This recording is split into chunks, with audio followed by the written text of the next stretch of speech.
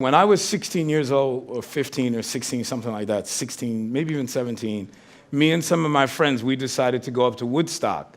And we were going up to Woodstock. We wanted to hear Hendrix, and we wanted to hear Country Joe and the Fish and all that sort of thing. But we actually were in love with this band called the Children of God. And the reason why I wanted to see the Children of God, because they used to have this amazing song called Do What You Want to Do. And in the middle of this song called Do What You Want to Do, they had this chromatic progression that was a series of dominant ninth chords that moved up chromatically from D to A. And I was like, this is the coolest thing I've ever heard in my life. And this was just some sort of fusion folky band.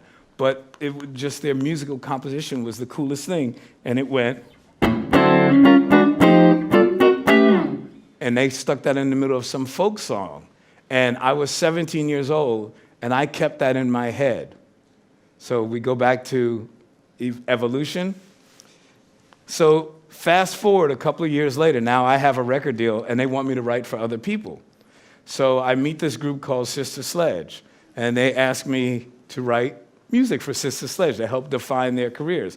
Well, I had never met Sister Sledge. I didn't know anything about them. But the head of the record company told me that they were like family to them and blah, blah, blah, this and that and so and so.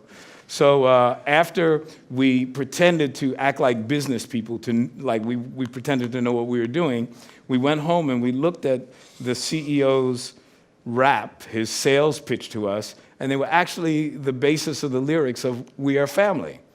So I went and I wrote,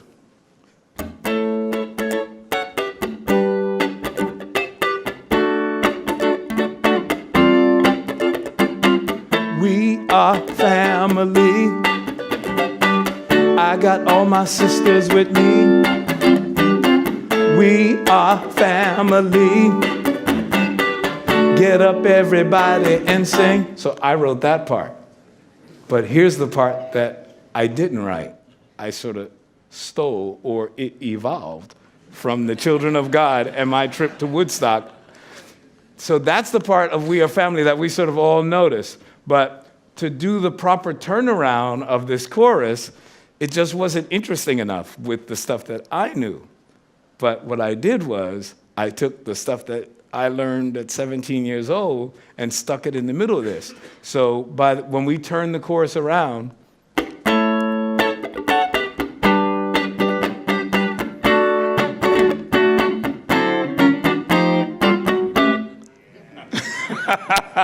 when I played that for the people who are in the Children of God, they didn't even recognize it. I said, I stole this from you. You know, the great classical composer Verdi said that good composers borrow and great composers steal.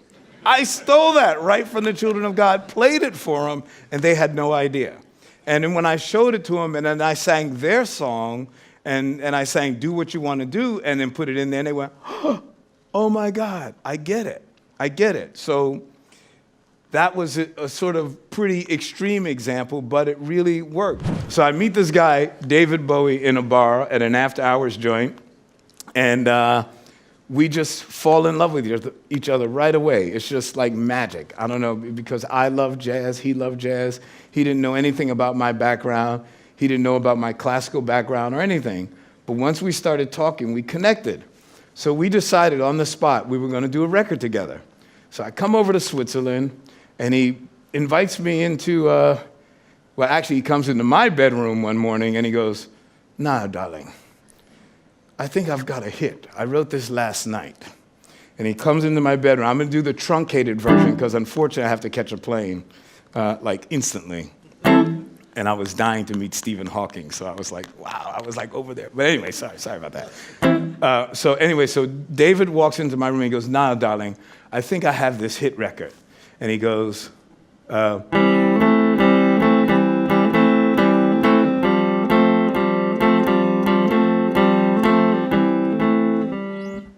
said, really, David? What do you call that? I'd like to call that Let's Dance. I was like, David, I'm black. I come from dance music. You know, I'm the disco guy, right? We can't call that let's dance. He says, no, it's about the juxtaposition of a relationship and the dance of life. And I was like, whoa, no, brother, this is pop music. You can't talk about the juxtaposition, no.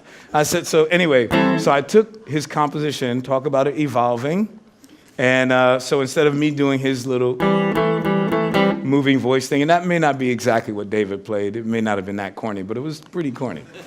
So I moved it to here, and I went, that was better, but not cool enough, because in A, we have these overtones on the guitar. So I thought, I moved it to B flat rather, from A to B flat, or A to A sharp in England. I'm not sure what you guys want to call it, but all of a sudden it wasn't resonating so much. It was actually muted and funky. And I went, oh my God, how cool is that? So I took away the moving voice and went, but that still wasn't quite cool enough. Then I inverted it up an octave and went, and David went, I love that. And I said, well, check this out. I put in a very jazzy chord. Now that chord, the first chord is a B flat 11, sus 11, whatever you want to call it, your terminology. The second chord was a B flat minor 13. This doesn't appear in pop songs, let alone David Bowie pop songs. So I went to, and then I went to a 6 chord, and then to a straight minor 7. So even though I write ensemble music, I'm going to try and play this thing so you get the holistic point of view of how it sort of came out. Even though I did not chuck. On the actual record, all I did was go, and then let the delays make the kind of sound. But the holistic vibe after we did this, because remember I said I'm black, I come from dance music, disco, I want it to be funky. When we finally finished, it had this kind of vibe.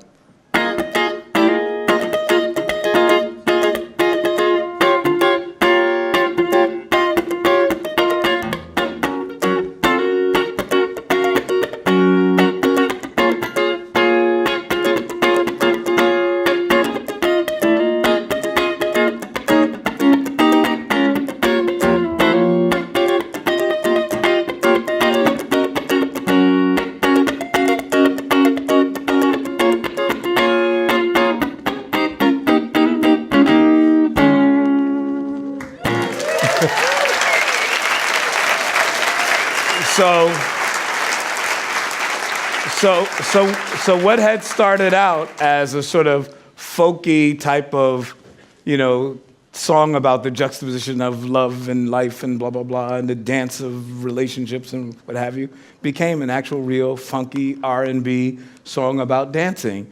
And David's poetic message lived underneath it, but the song continued to evolve. In 1979, the year of Disco Sucks, when I actually had 2 #1 records, both disco.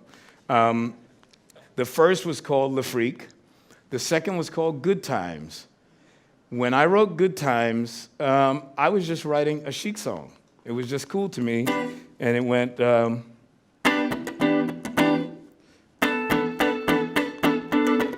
basic,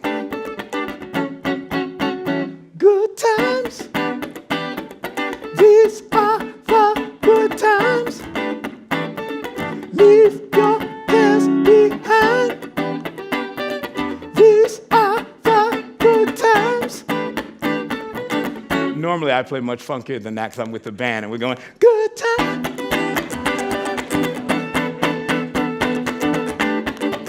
But anyway, for the purpose of this example, I'm playing it lame, so don't think that I'm playing lame because I play lame. I'm trying to be extreme here.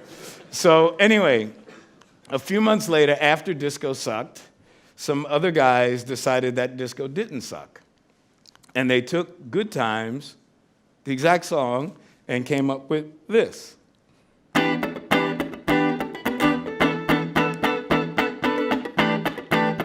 And by the way, we sold millions of copies of Good Times.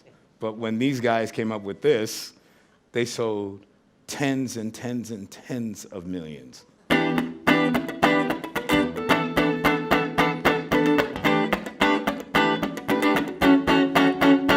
I says a hip hop to hippie, the hippie dibby hip hip hop. We don't stop, rock it to the bang bang, the boogie. Say up jump the boogie to the rhythm of the boogie to beat. Now what you hear is not a test, cause I'm rapping to the beat.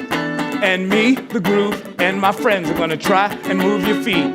You see, I am Wonder Mike, and I'd like to say hello to the black, to the white, the red, and the brown, the purple, and yellow. But first, I gotta bang, bang, the boogie to the boogie. Say up, jump the boogie to the bang, bang, boogie. Let's rock.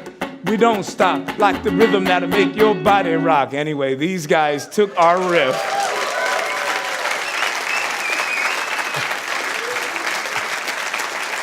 They took our riff that we thought was sacred, just as I had taken the Children of God's riff that they thought was sacred, and it had evolved.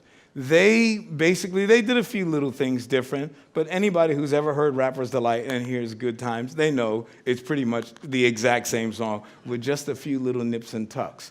So what happens is that the music evolves. It has no choice. It's just like life. It's just like everything else on this planet, right? We evolve. Everything gets better.